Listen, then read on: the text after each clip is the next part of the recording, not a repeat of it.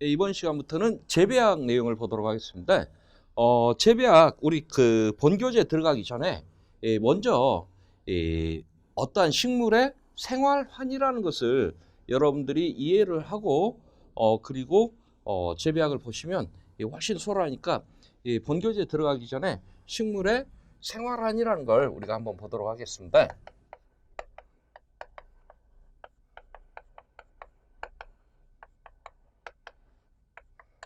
생활환이라고 얘기하면 실제 식물이 종자에서부터 발화가 돼서 자라고 꽃이 피고 나중에 다시 종자가 되는 이 한 사이클을 이야기를 하고 있어요. 그래서 이 사이클이 어떻게 되는지 알면 이 각 그 단계별로 인간이 어떠한 역할을 해주면 된다.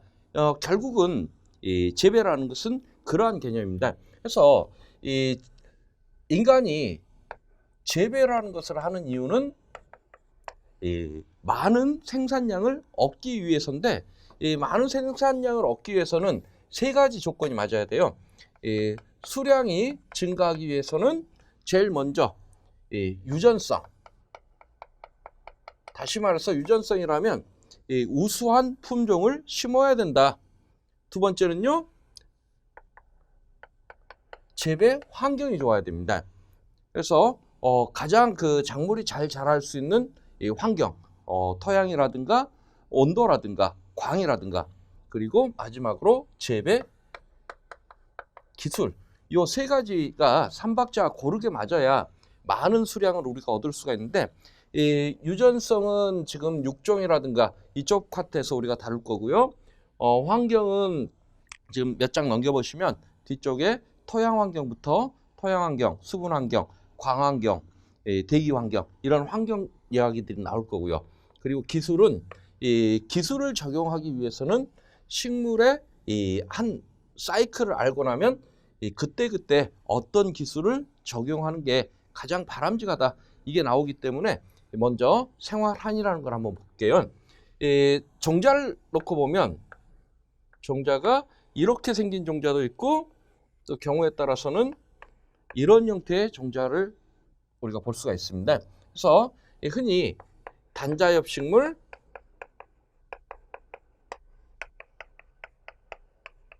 쌍자엽 식물 이렇게 표현하는데, 이 각각의 그 종자의 역할들을 보면 요 부분이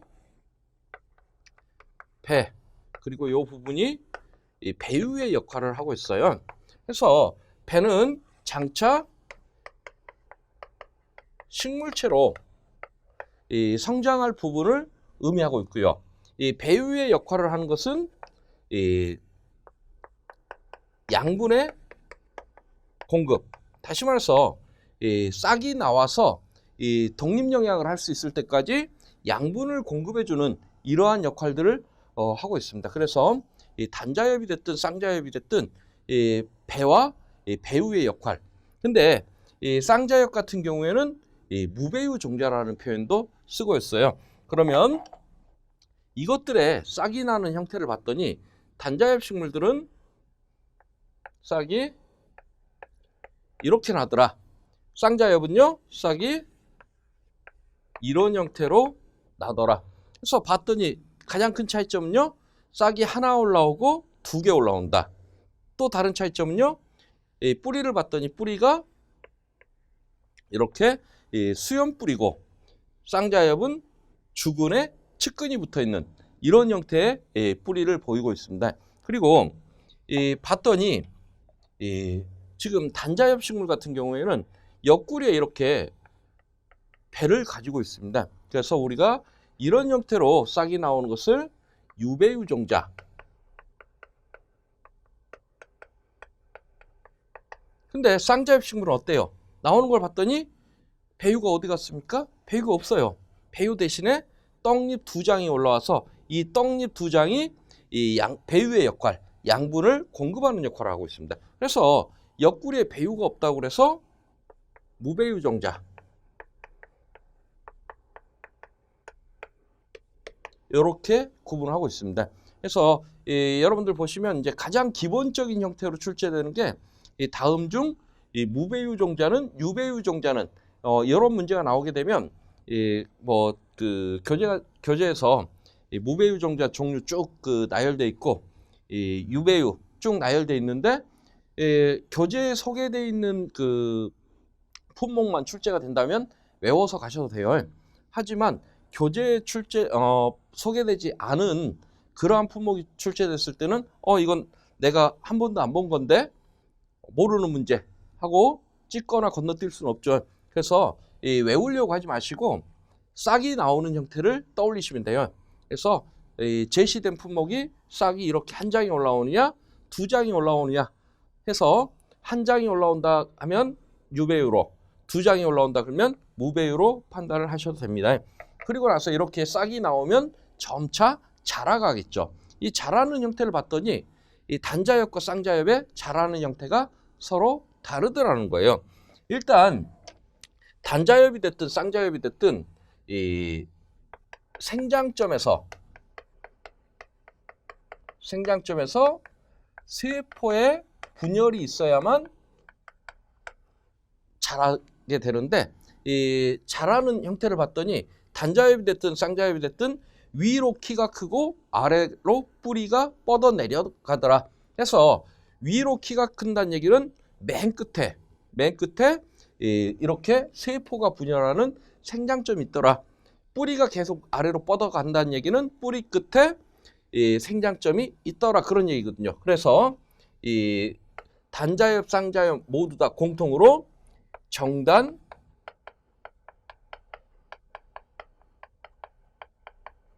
분열 조직이라는 걸 가지고 있습니다. 그래서 정단 맨 끝에 이 세포가 분열하는 조직이 있더라. 그래서 위로 키가 크고 아래로 뿌리가 뻗는다.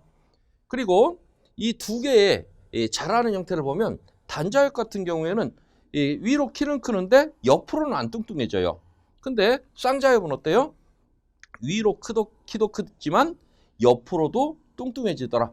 차이점은요, 이 두 개의 단면을 이렇게 줄기의 단면을 잘라서 보면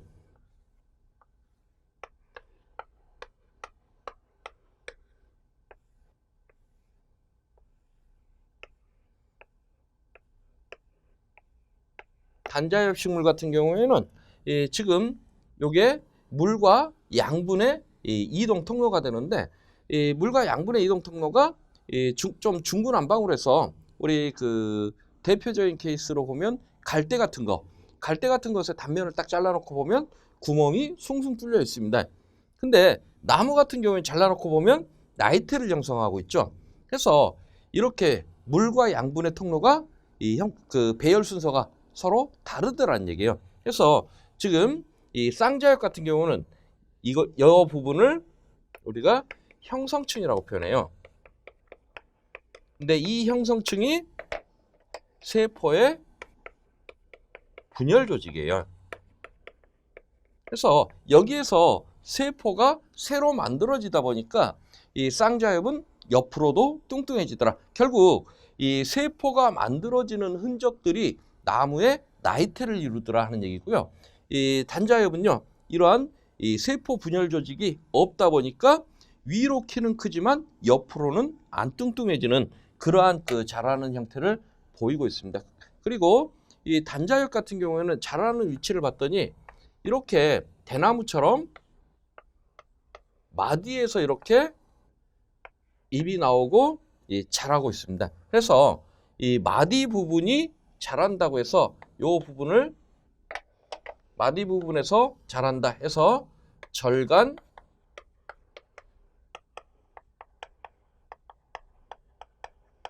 분열 조직 해서 이렇게 단자엽과 쌍자엽이 서로 이 세포가 분열되는 조직의 위치가 다르다 보니까 자라는 형태가 다르다. 그리고 나서 이렇게 자라다 보면 이 어느 순간에 꽃이 피게 되죠.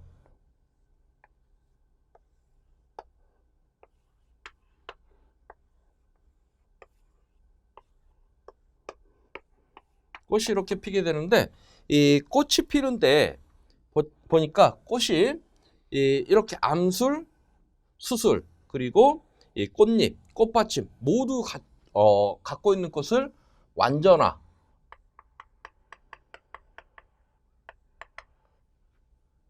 또는 양성화라는 표현도 쓰고 있고요. 또는 가춘꽃이라는 표현도 쓰죠.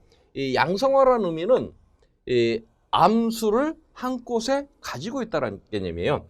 그리고 이 불완전화 또 있어요.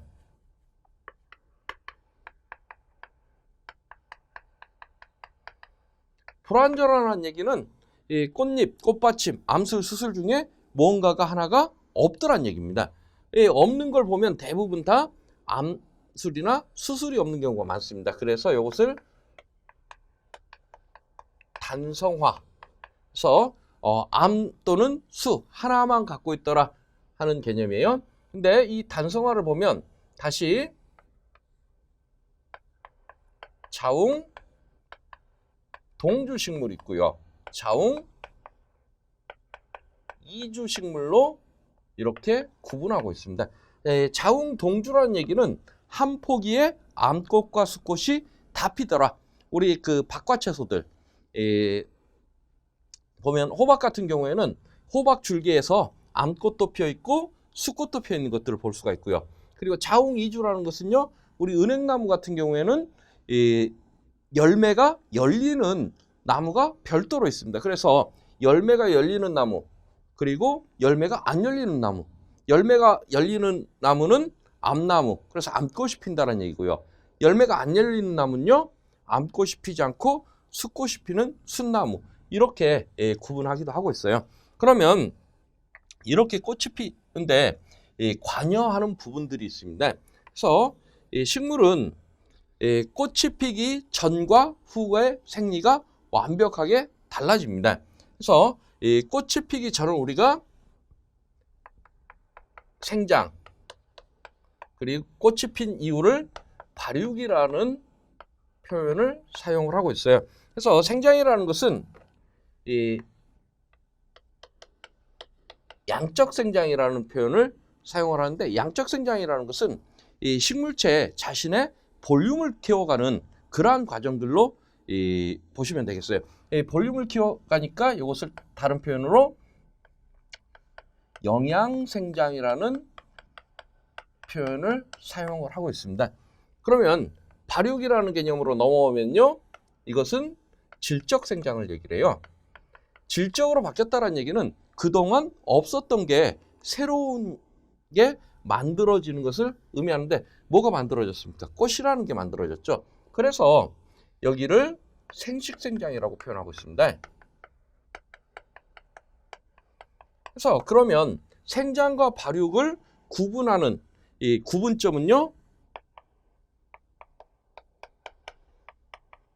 화합분화, 꽃눈이 분화되는 것을 기점으로 해서 완벽하게 바뀌더라. 그러면 이 생장이라는 개념, 꽃이 피기 전에는 이 본인의 볼륨을 키우는 영양생장이기 때문에 주로 자신의 몸집을 키우는데 주력을 하지만, 꽃이 피고 난 다음엔요, 질적 생식생장으로 넘어가면서 본인의 몸집을 키우는 게 아니고 이제 이세 남기는데 주력을 하더란 얘기예요. 그래서 몸집을 키우냐 아니면 이세를 남기느냐, 여기에 따라서 필요로 하는 양분도 달라지고 모든 생리가 달라집니다. 그래서 이제 가장 기본적으로 하는 얘기 중에 하나가 이런 얘기를 하죠. 화합분화 전까지는 질소 비료를 많이 시비하는 게 유리하고, 그리고 화합분화가 진행이 되면 그때부터는요, 질소는 줄이고 칼륨이나 칼슘 이런 것들을 많이 시비하는 게 우리가 종자를 얻거나 아니면 열매를 얻는데 유리하더라. 그래서 시비의 방법이 달라집니다. 이유는 딱 이겁니다. 볼륨을 키우냐 아니면 이세를 남기느냐. 그래서 대표적으로 그 문제에서 출제되는 유형들은 이런 문제가 나올 수가 있습니다. 그래서 우리가 재배의 목적이 뭐냐? 다시 말해서 엽경체류들, 잎이나 줄기를 목적으로 재배하는 작물들은 수확기까지 질소질 비료를 충분하게 시비하는 게 유리합니다. 왜? 배추나 무 이런 것들은 우리가 목적이 꽃이 피기 전에 전부 다 수확을 해버리죠. 그러면 이 꽃이 피기 전에 수확이 끝나기 때문에 질소질 비료를 많이 주면 이 양적 생장, 그래서 이 볼륨을 키우기 때문에 상품성이 좋다. 근데 이 열매라든가 아니면 정자를 수확하는 작물들은요, 질소질 비료를 끝까지 주면 이 과일 같은 경우에는 과일의 크기는 커지는데 문제는 과일의 육질이 허술해지고 단단하지 않고 향이 부족하고 이런 문제점들이 생길 수가 있으니까 이 질소를 줄이고 칼륨과 인을 많이 시비하자. 그리고 이 화학 분화에 영향을 미치는 요인들을 보면 크게 세 가지를 이야기를 합니다. 이 작물에서 보면 CN율이라는 걸 얘기를 해요. CN율은 탄소와 질소의 비율입니다. 그래서 이 탄소와 질소의 비율이 어떻게 되느냐에 따라서 이 꽃이 피는 게 서로 달라지더라. 우리 이제 그 CN율로 설명할 수 있는 것 중에 대표적인 게 이 해걸입니다. 이 과수들을 보면 한 해는 꽃이 많이 피어서 열매를 많이 맺는데 다음에는 이 꽃이 적게 피고 열매가 덜 열리더라. 또 그 다음 해로 가면 꽃이 또 많이 펴서 열매가 많이 열린다. 그래서 한 해는 그 열매가 많고 한 해는 열매가 적은 이 해거리라는 걸 하게 되는데 이 해거리가 CN율로 설명이 됩니다. 왜냐하면 이 C라는 것은 이 탄소 동화 물질, 다시 말해서 이 광합성의 산물로 보시면 되겠고요. N은 질소, C비한 질소의 양입니다. 그래서 이 식물체 체내에 이 꽃이 많이 피어서 이 열매가 많이 맺게 되면 이 광합성한 탄소 동화 물질이 어디로 많이 갈까요? 식물체 체내에 남는 게 아니라 이세를 남기는데 주력을 하다 보면 거의 대부분 다 이 물질들이 열매 쪽으로 몰리게 됩니다. 그러면 그 다음에는 이 체내에 탄소 동화 물질이 부족하다 보니까 꽃이 덜 펴요. 그래서 CN율이 커지면 이 꽃이 많이 피게 되는데, 그래서 한 해는 그렇게 해서 열매가 많이 열렸어요. 그 다음에는요, 탄소 동화 물질이 부족하니까 열매가 적게 열리더라. 그러면 식물체 체내에 뭐가 많이 쌓여요? 탄소 동화 물질이 많이 쌓이더라. 이게 많이 쌓이니까 꽃이 CN율이 커지면서 꽃이 많이 피더라. 요런 그 CN율, 탄소와 질소의 비율이 이 화학 분화에 영향을 끼치고 있고요. 또 일장은 밤과 낮의 길이죠. 그래서 일장을 가지고 크게 장일, 중성, 단일 식물 이러한 그 구분을 짓고 있습니다. 그래서 물론 이 세부로 나누면 더 많은 세부로 나누기도 하지만 일단 대표적으로는 장일이냐 중성이냐 단일이냐. 그래서 이제 가장 기본적인 형태의 문제가 다음 중 장일 식물은 단일 식물은 이런 문제도 기본형의 문제로 많이 출제가 되고 있습니다. 이것은 장일이라는 개념은 밤보다 낮의 길이가 더 길었을 때 꽃이 피는 애들이 있는가 하면, 단일은 반대로 밤의 길이가 낮의 길이보다 더 길었을 때, 그래서 낮이 더 짧고 밤이 더 길었을 때 꽃이 피는 애들. 중성은요, 밤낮의 길이에 관계없이 꽃이 피는 애들을 우리가 중성식물. 그래서 만약에 이런 그 다음 중 장일식물은 단일식물은 이러한 문제가 출제가 되면 이것도 암기하려고 하지 마시고요. 꽃이 언제 피는지를 생각을 하시면 돼요. 그래서 우리가 주로 보면 봄부터 여름 요때 꽃이 피는 애들은 전부 다 장일입니다. 단일은요, 여름이 지나면서 가을로 넘어가면서 꽃이 피는 애들은 단일. 그럼 중성식물은요, 얘 꽃을 내가 봄에도 본 것 같고 여름에도 본 것 같고 가을에도 본 것 같아요. 그런 애들은요, 시도 때도 없이 피는 애들이요. 그런 애들을 우리가 중성식물 해서 이렇게 밤낮의 길이에 따라서 구분을 하는 방법이 있고요. 이게 꽃이 피는데 영향을 미치고 있습니다. 또 버너리제이션이라고 춘화 처리에 따라서도 달라집니다. 춘화 처리라는 것은 일정 시기에 일정한 온도대를 거쳐야 나중에 꽃이 피는 이러한 성질들을 보이고 있어요. 그래서 여기서 일정한 온도대라고 하면 고온, 저온. 다시 말해서 이 추운 겨울을 지내야 나중에 꽃이 피는 애들이 있는가 하면 더운 여름을 지나야 나중에 꽃이 피는 애들이 있더란 얘기입니다. 그러면 여기서 시기란 얘기는요. 근데 이 온도대는 대부분 우리가 춘화철이 얘기를 하면 이 저온 춘화를 이야기를 하고요. 시기라는 얘기는 종자 춘화형과 녹식물 춘화형 이렇게 구분하는데 이 종자 때 다시 말해서 이 저온을 거치는데 최하 종자 때 저온을 거쳐야 꽃이 피는 애들을 우리가 종자 춘화형. 녹식물 춘화형은요. 이 싹이 나와서 녹채기 다시 말해서 엽록소가 생기면서 녹색을 띠기 시작할 때 저온을 거쳐야 나중에 꽃이 피는 애들을 우리가 녹식물 춘화형 이렇게 표현하고 있어요. 이 가장 대표적인 게 추파맹류들입니다. 우리나라에서 보리는 언제 파종을 해요? 가을에 파종을 해서 봄에 수확을 합니다. 그러면 이 가을에 파종해서 봄에 수확하는 보리를 우리가 봄에 파종을 했다. 그럼 어떻게 될까요? 가을에 파종해서 겨울을 거치면서 저온을 거치기 때문에 나중에 봄에 꽃이 피고 열매를 맺는데 이 가을 보리를 봄에 파종을 하게 되면 저온을 안 거치게 되죠.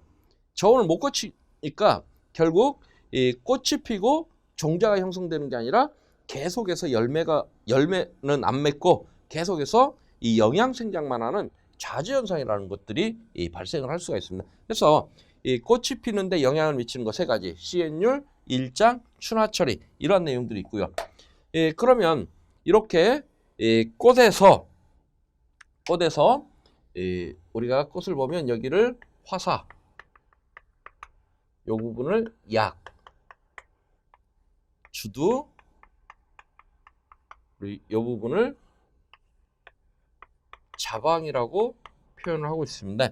그러면 여기 약에 있는 꽃가루가 주두에 가서 이렇게 묻는 거, 이렇게 묻는 것을 수분이라고 표현하고요. 그러면 주두에 가서 이렇게 이 꽃가루가 묻게 되면 이 꽃가루에서 꽃가루 관을 뻗습니다. 꽃가루 관을 뻗어서 이렇게 주공으로 여기에 2개의 정액이 내려가서 주공을 통해서 이 안에서 난액과 만나게 되죠. 이 안에서 난액과 만나는 이 과정을 수정이라고 표현하고 있어요. 근데 문제는 식물은 이렇게 정액이 2개가 내려갑니다. 2개가 내려가서 이 안에서 2번 만나요. 그래서 한 번 만나지 않고 2번 만난다고 해서 중복수정이라는 표현을 사용을 하고 있어요.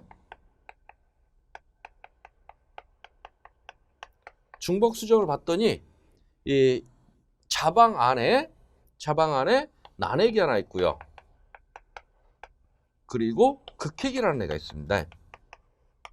난액은 NA 형태, 극핵은 ENA 형태. 플러스 이 정액이 내려갔죠. 정액 N 플러스 정액 N. 그래서 난액하고 정액하고 만나서 배 또는 배아라고 표현하죠. 배아를 만드는데 이것은 EN이 되고요. 그리고 극핵하고 정액하고 만나서 여기는 배유를 형성하게 됩니다. 그래서 이 배유는 3연화 상태. 그래서 우리가 처음에 이 종자에서 보면 단자엽이 됐든 쌍자엽이 됐든 배하고 배유로 구성되어 있다고 했죠. 그래서 쌍자엽 같은 경우는 이제 배유보다는 떡잎으로 올라와 버리긴 하지만 이렇게 장차 식물체로 자라게 될 부분이 난액하고 정액하고 만나서 만들어지고요. 극핵하고 정액하고 만나면 이 그 식물체가 싹이 나와서 어느 정도 독립적으로 영양을 흡수할 수 있을 때까지 양분을 공급하는 이러한 이 조직을 구성을 하게 됩니다. 근데 봤더니 뭐 여기는 2N, 여기는 N, 여기는 3N 이런 표현이 쓰죠. 이것은 결국 이 식물체의 세포가 분열하면서 봤더니 이 유전의 물질이 이렇게 한 쌍을 이루고 있습니다. 이렇게 한 쌍을 이루고 있다고 해서 EN이라는 표현을 쓰는데 요게 분열하는 형태를 보면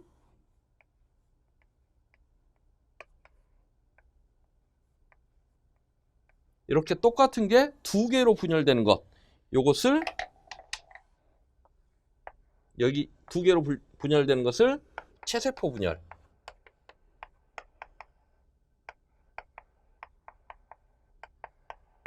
그리고 나서 얘가 반으로 쪼개집니다.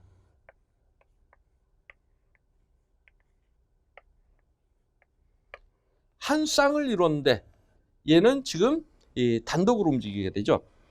그래서 이것을 우리가 감수분열이라고 표현하고 있습니다. 그래서 EN 상태에서 EN 상태로 가는 것은 체세포 분열, 그리고 감수분열은 EN 상태에서 NA 상태로 두 개 한 쌍이라고 표현해서 EN, 이것은 하나씩 움직인다고 해서 N이라고 표현하고 있어요. 이 감수분열은 생식세포의 분열을 의미하고 있습니다. 그래서 이렇게 수정이 된다라는 얘기는 여기에 이 난핵도 생식세포로 해서 NA 형태고요. 그리고 여기에서 내려가는 정핵도 생식세포로 이 NA 형태입니다. 그래서 이 자방에서 수정이 된다라는 것은 이 어머니로부터 절반, 아버지로부터 절반을 물려받아서 다시 이렇게 한 쌍을 이루는 이러한 과정을 우리가 수정이라고 표현을 하고 있어요. 그러면 이렇게 수정이 되고 나면 그때부터 이제 세포의 분열이 시작을 합니다. 그러면 세포가 분열되면 점점 커지겠죠. 커지면서 봤더니 이 과일의 경우에는 이렇게 자방 부분만 자라서 비대해서 과일이 되는 경우 있고, 그래서 과일이 되는 거 봤더니 자방만 자라서 과일이 되는 과수가 있고요. 그렇지 않고 자방하고 자방 외 대부분 이제 꽃받침, 화탁이 같이 자라서 우리가 먹는 과일이 되는 경우가 있습니다. 그래서 이렇게 자방만 자라서 과일이 되는 것을 우리가 진과라고 표현하고요.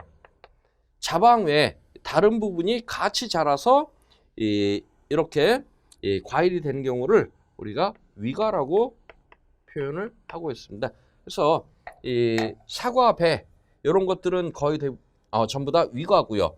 진과, 핵과류들, 복숭아라든가 이런 것들은 진과라고 해서 실제 요 부분만 자랐더라 하는 내용입니다. 그래서 어느 부위가 자라서 과일이 되느냐에 가지고 진과다, 위과다 이렇게 구분하고 있습니다. 그러면 이렇게 해서 결국 요 안에서 다시 종자라는 게 만들어지죠. 이렇게 해서 결국 종자가 만들어지는데 이 종자를 우리가 수학을 해서 다시 맨 앞으로 가겠습니다. 수학을 해서 이렇게 종자를 파종을 하게 되면 싹이 바로 나올까요? 또 그건 아니더란 얘기예요. 종자를 파종을 했더니 싹이 바로 안 나오더라. 왜 안 나올까요? 식물은 휴면이라는 걸 합니다. 휴면이라는 개념은 사람으로 이야기하면 잔다라는 개념으로 이해를 하시면 되겠어요. 그래서 이제 휴면은 크게 식물체 휴면이냐 종자 휴면이냐 이렇게 구분하기도 하는데 식물체 휴면이 여러분들이 아마 이해하시기가 더 빠르실 것 같아요. 예를 들어서 우리가 가을이 되면 잎이 우수수 떨어지고 그리고 나서 겨울 동안 나무가 죽은 듯이 있다가 봄이 되면 다시 새싹이 나옵니다. 왜 그래요? 왜 그럴까요? 이유는 딱 하나입니다. 휴면이라는 것은 원인이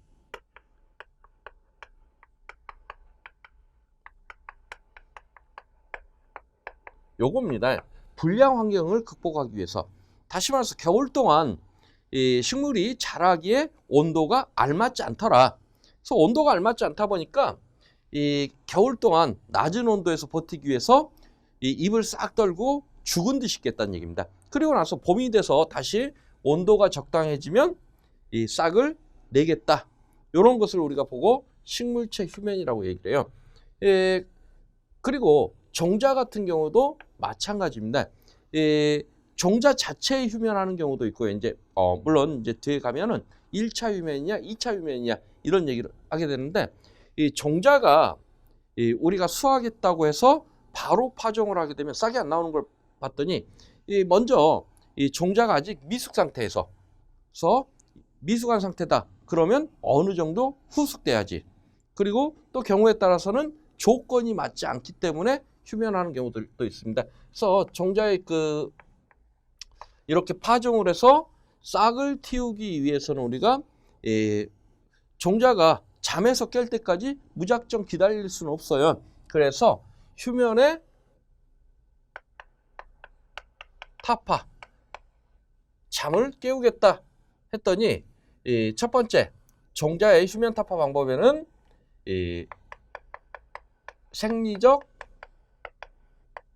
휴면 타파 그리고 경실종자의 처리 방법,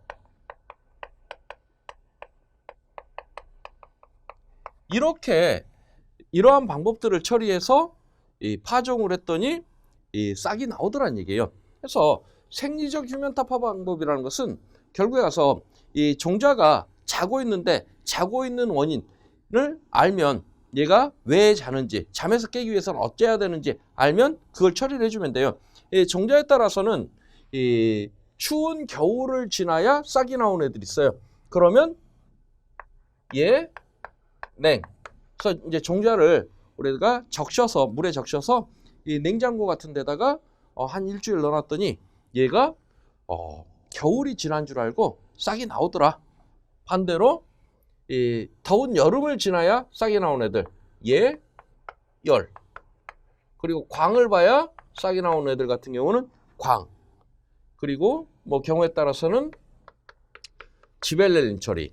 이러한 방법으로 자고 있는 애들을 깨우는 방법이 있고요. 경실종자 처리라는 것은 경실이라는 것은 껍질이 단단한 종자를 우리가 경실이라고 표현하고 있어요. 껍질이 단단한 종자는 종자가 싹을 틔우기 위해서는 제일 필요한 게 첫 번째가 수분입니다. 그래서 여기 배에 수분이 공급되면 그때부터 발화생리를 시작을 하는데 이 경실종자 같은 경우는 이 껍질 자체가 굉장히 단단하다 보니까 이 외부로부터 이렇게 수분이 공급되기가 상당히 어렵더란 얘기예요. 그래서 이 싹이 나올 수 있도록 처리하기 위해서 경실종자 같은 경우는 상처를 내는 경우들이 있습니다. 그래서 뭐 기계적 상처 또는 산으로 상처내는 방법. 예를 들어서 우리 연꽃 열매라고 해볼까요? 연꽃 열매. 연실 같은 경우에는 땅에다가 2년, 3년 묻어놔도 싹이 안 나옵니다.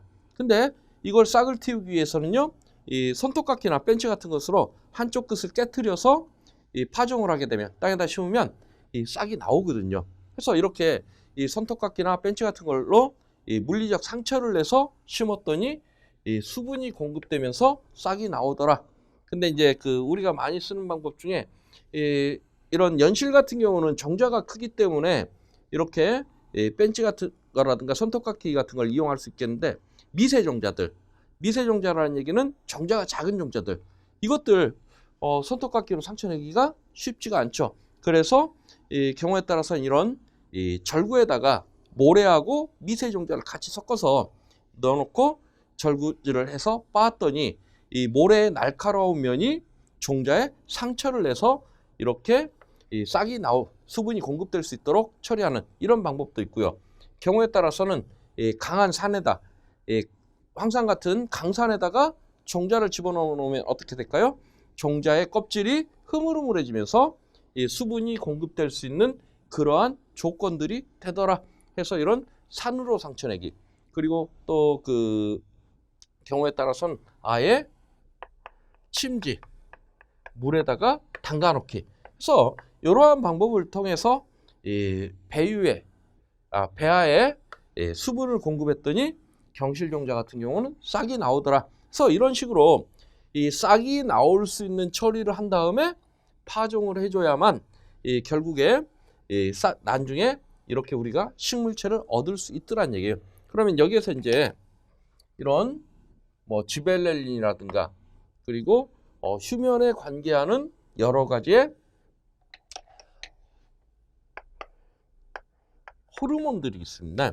그래서 요즘은 이제 그 호르몬이라는 표현도 쓰고 생장 조절 물질이라는 표현 쓰는데 지벨렐린, 뭐 옥신, 시토키닌, 그리고 에틸렌, 아부시산 이러한 여러 가지 호르몬들이 각각의 위치에서 나름대로의 역할을 하게 됩니다.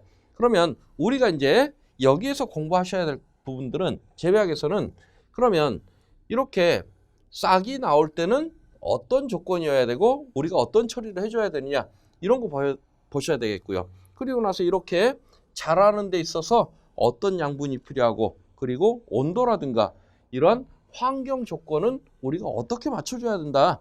이런 부분들을 여러분들이 유심히 보시면 되겠어요. 그리고 역시 이렇게 자라고 난 다음에 꽃이 필 때 이러한 조건들이 필요하니까 이것을 어떻게 맞춰줄 것이냐.